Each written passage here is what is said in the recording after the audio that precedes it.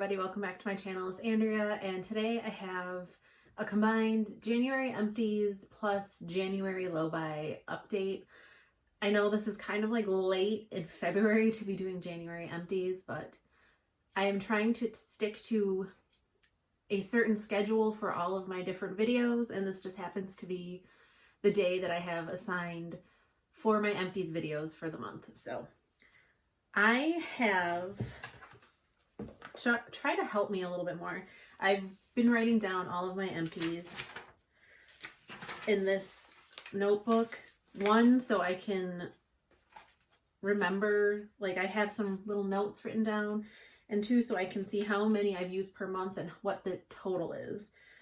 So I won't tell you the total yet, but I used up 25 things in the month of January. So I'm gonna try to go through these fairly quickly. Some things I have stuff to say about and some that I don't. So, okay, the first thing that I used up this month was this foil sample packet.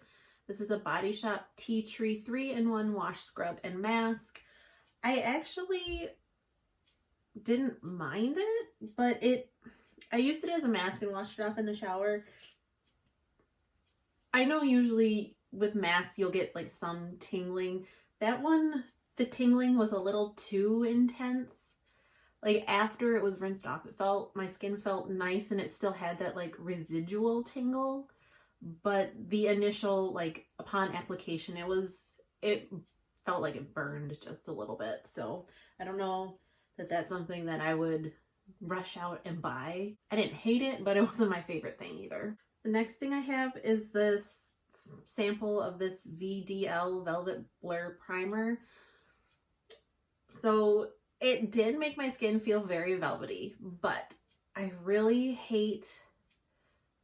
just don't like foil packet makeup samples because I'll talk about this one. So either there's too much, so I use this entire thing at once when I probably could have gotten at least 2 uses out of it, but I don't think it's very sanitary to have it open and I didn't have anything to put it in, so I just used the whole thing. So I don't like that. And then I used this Tarte, I had a sample pack of the Tarte Maracuja Tinted Hydrator. The other thing is you either get too much product, like in that primer, or there's not enough. Even with mixing all 3 shades, and none of these were the correct shade for me, by the way, there was not enough to cover my face. I did not enjoy it. I definitely would not buy that. Next, I finished up an Ulta Beauty Maximum Strength Pure Acetone Nail Polish Remover. Probably not too much as a surprise that I finished this up because I have been painting my nails not quite every single night, but pretty close. So I go through a lot of nail polish remover. That's only $4.99 for a 16-ounce bottle, and even doing my nails almost every night, it still lasts for a while. So the only con, and it's not really anything to do with the product per se, it's just because it's pure acetone, it does dry my nails out, but anything that's pure acetone is going to do that. It's not because it's an Ulta Beauty and not like a more expensive nail polish remover. But I also find that the pure acetone is the only thing that really takes my nail polish off without me having to sit there and scrub it for 5 minutes. So just have to keep my hands moisturized, that's all. The next thing I finished up was another one of my Andalou toners, which I rave about these all the time. I love them. I'm actually getting really low on the other one, so I need to repurchase and also stop spraying so vigorously because I really should not be going through a whole bottle in like a month and a half. But I love it. I will continue to repurchase it, and it smells like oranges, and there's nothing else I can say about it that I haven't said in my previous empties videos. Okay, the next thing I finished up one of these e.l.f. and it's broken. The e.l.f. Perfect. Why am I flashing you the mirror? That was super smart. One of these e.l.f. Perfect Finish HD powders. Again, I really like these to kind of mattify my face before I put on primer, because especially if I don't do my makeup right away after my skincare routine, I'm not going to say it's like super oily, but I do have some shine going on, and I just think it helps make my makeup stay longer, and it's a step that I enjoy. So I'm going to continue to repurchase those because it's only $6 and they last for a while, especially considering the way that I use it. The next thing I used up was another like face mask sample. This is a 4 Sigmatic Superfood face mask with reishi. It's I had to laugh because it says dietary supplement because of the ingredients in this. It's basically like organic cocoa powder, coconut palm sugar, coconut milk powder, mesquite powder. I mean, there's nutrition facts on the back. You could eat this if you wanted to. I don't know that you would want to. It did smell really good. It smelled like brownie batter. The only thing I didn't like, and this was probably more user error than anything, is it's a dry mask that you have to mix with water. And I tried doing it in the palm of my hand and I lost about, when I mixed the water, and I lost about half of the product. So that I would mix this in a bowl and then maybe like apply it with a mask spatula or whatever, instead of like trying to mix it in the palm of your hand. But otherwise, I actually really liked this one. The next empty I have is this Nola Skin Essentials Iconic Elixir in the Try Me size. The label says that you use nightly after applying your moisturizer to lock in all of your products. So this was the last thing that I would use at night. And I really did like it. This bottle is $12.55, and I'm not sure exactly how much. I feel like it's probably an ounce worth of product, but or maybe a half an ounce.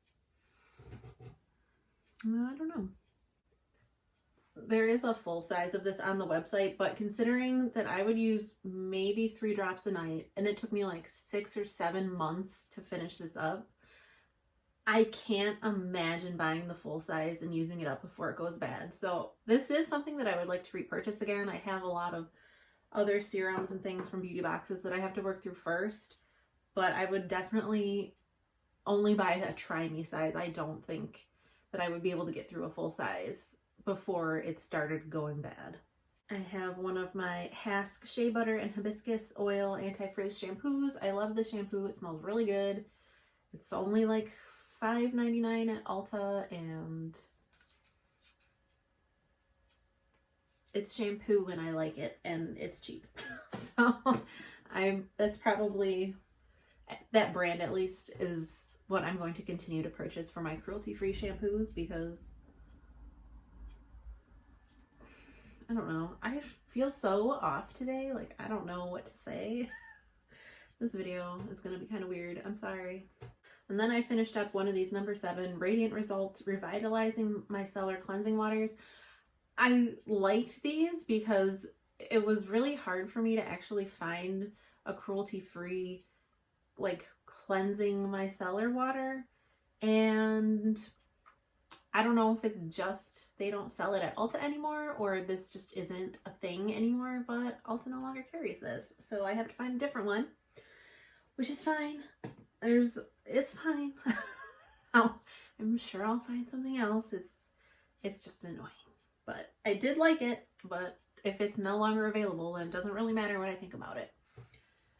The next thing is this pumice scrub from Augusta Rose Designs in the scent Persephone's Journey.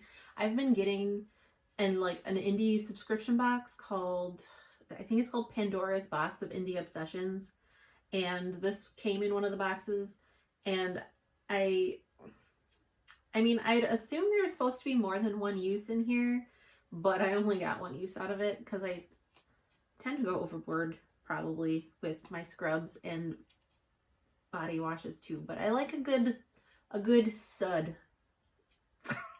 So even I like it when I like a good lather. That's the word that I want. I like a good lather, and you need a lot when you want a good lather. So it smelled good.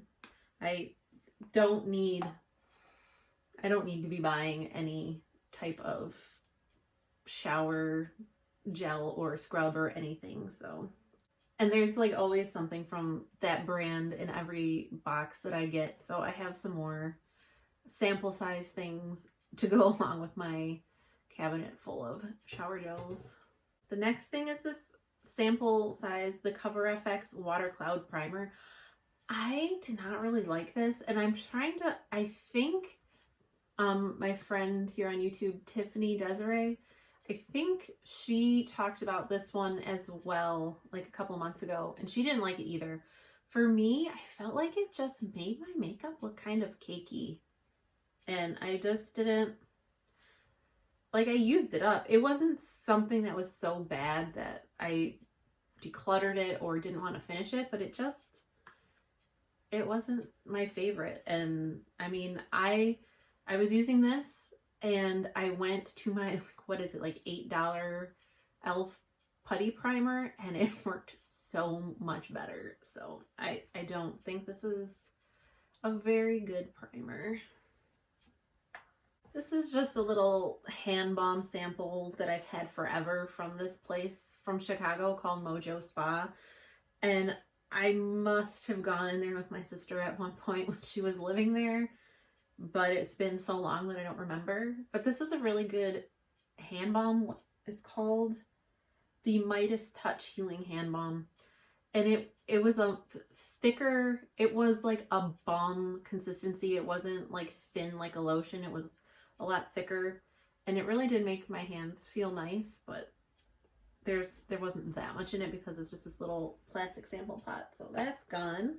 I completely finished up my Mario Badescu Chamomile Night Cream. I love this night cream. A little bit goes a really long way. Like, I've had this open for months because you literally like dip your pinky finger in and just have like the littlest dot on there, and it's enough, and it's very moisturizing, and I like it. But again, I have so much, like, I don't go through skincare super fast, and especially when you get the bigger beauty boxes, like I was getting Kinder Beauty for a while, and there's at least 1 or 2 skincare items in every single box, and it's like you can't go through them that quickly. So I have some moisturizers from there that I need to work through, but I would definitely repurchase this one. I do really like it a lot. That's actually my second one that I've gone through in the past year and a half, because I'm not sure. It takes quite, like I said, it takes quite a while for it to be gone, but I don't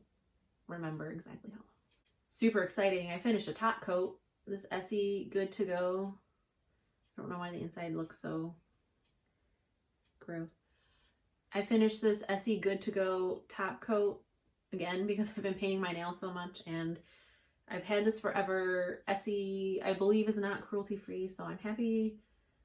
I think this is kind of sad, considering how much nail polish I have and how long I've been collecting nail polish. I think this is the first nail polish I've ever finished, and it's not even technically a nail polish, it's just a top coat. But that's done.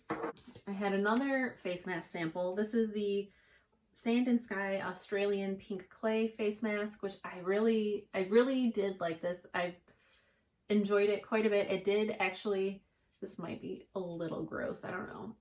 I could tell like it did draw impurities out because I put it on, I washed it off, and then I think I was like running my hand over my face or whatever, and I'm like, I don't remember feeling that bump there before, and it was a spot that had been like pulled out by this, so it works really well.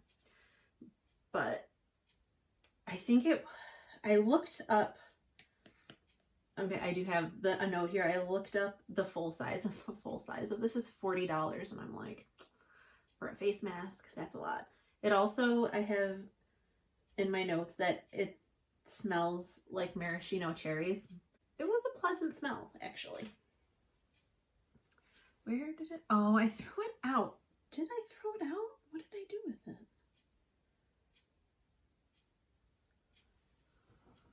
What the heck? Well, apparently this next empty I threw out. So this is not obviously the empty, but this is brand new, never been opened, but I used up another one of these Rimmel Lasting Finish foundations, And I had it in an airless pump that I bought off Amazon, which I think the reason I threw it out is because the airless pump broke. So once I was finished with the foundation, I threw it away because I literally could not put it back together. But I do really like the foundation. It's been discontinued for several years, but I still have another one to use up, so. But yeah, so I did finish a foundation. It's just gone. I have one of these Real Techniques complexion sponges. I like it for light exfoliation because that's what it's supposed to be for your face. But because I'm doing a low buy this year, I don't like it enough to waste $6 of my budget to rebuy it. So if I wasn't on a low buy, I probably would just pick up another one, because some, like, especially in the morning when I just use bar soap on my face, like, sometimes it's nice to have that like little extra bit of exfoliation, but it's not worth the $6 to me while I'm on a low buy. So make of that what you will. Okay, the next thing I finished up was the Simple Purifying Pink Clay Mask. I did receive this complimentary through Influencer. Now, I actually did really like this mask. It was not the same, but it was very similar to the Sand and Sky mask. But here's the thing. It says it's cruelty-free. But when I look on Logical Harmony and cruelty-free, why can't I not say this?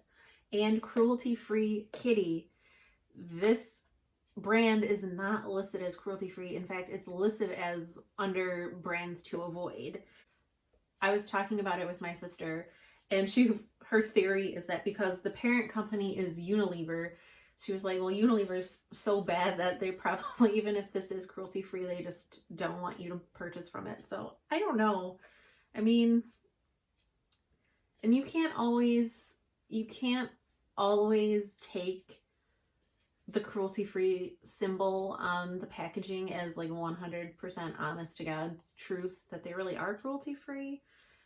So because it's just so, like, why can I never think of the word I want to use?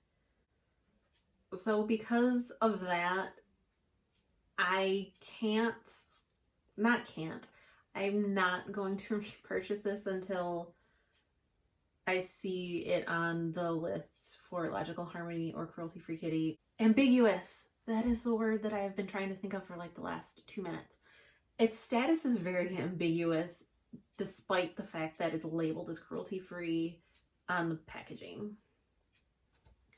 And then another thing I finished up is this Estee Lauder Advanced Night Repair Serum, Moisturizer, whatever it is. This was obviously in a free gift with purchase because Estee Lauder is not cruelty-free. And Estee Lauder is also pretty expensive. So this, I had to like do some math, but I want to say that the full ounce bottles on Ulta were like $75 an ounce. So I worked it out, and apparently this little thing is like $18, and I don't understand. I didn't notice it do anything special. So another not exciting product, I went through another Real Techniques sponge, the only sponge I've ever used, probably the only sponge I ever will use. I like it, so I don't see the point in trying other things. Okay, I messed up.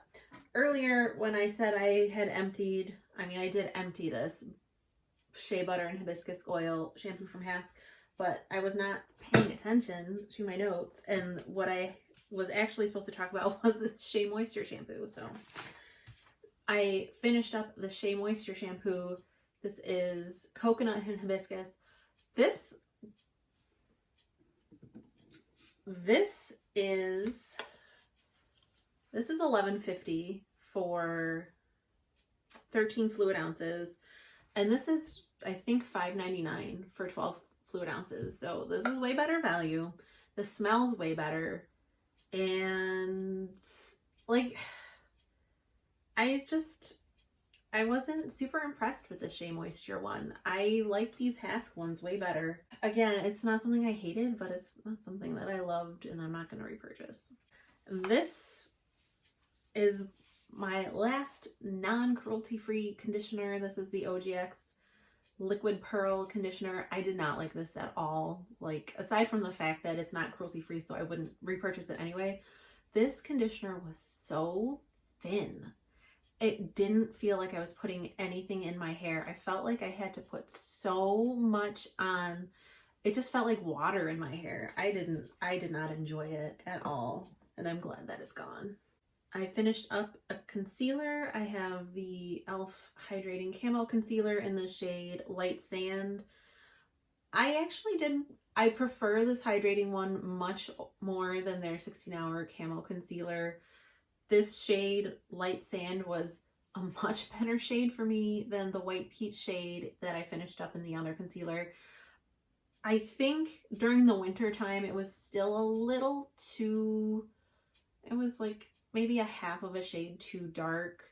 So I might need, I don't know, their shades are they're so weird. You have to find it in store. But it was a nice concealer. I did really like it. It was, like I said, it's hydrating. It's not as dry as the 16-hour Camo. And once I get through some other concealers, I might consider repurchasing this, because even though I do really love that NYX HD Photogenic Studio Concealer or whatever, I feel like even though they're the same price, I think you get more product in this one. So just something to keep in mind. And then the last empty I have for the month of January is this Ecotools Makeup Brush Shampoo. I really like this shampoo, this brush shampoo. It works really well. You can recycle the bottle, which is a big plus for me. And they did, like, this one has a scent. I think they did reformulate, and now it is theoretically scent free. I think there's still like a little bit of scent, but it's like this actually has fragrance in it, and I don't think the new one does. But I really like that. A little bit goes a long way, and I mean, I also don't clean my brushes as often as I should, but it lasts for a long time. So like I said in the beginning, I used up 25 items in the month of January, and that comes to a total of $181.57 worth of product that I used up. And if you count the nail polish, I used up, so I have the foundation, which I don't have anymore, but I used up a nail polish, a foundation, a concealer, and then, I mean, technically, I used up a primer. Oh, I used up more makeup than I thought I did. I used up a powder. Whoops. And then I used up 2 makeup sample packets. So not too bad. Definitely more makeup than I'm going to finish up in February. I'll tell you that right now. But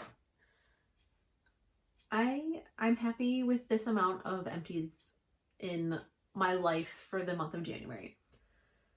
So now that I probably talked for way too long anyway, I will do a very quick budget recap for January. So I have the $50 budget so every month I have a $50 budget, and I'm very proud of myself because for January, I have my purchases listed out. You can see there's only one purchase on there, and it's not even makeup. It's just makeup related. So I just bought another one of these like lipstick holder storage things from Target to put my liquid eyeshadows in. So that was $6.65. So that is all that I spent on makeup and makeup related items in the month of January. So that means I had $43.35 left over from my $50 budget for January.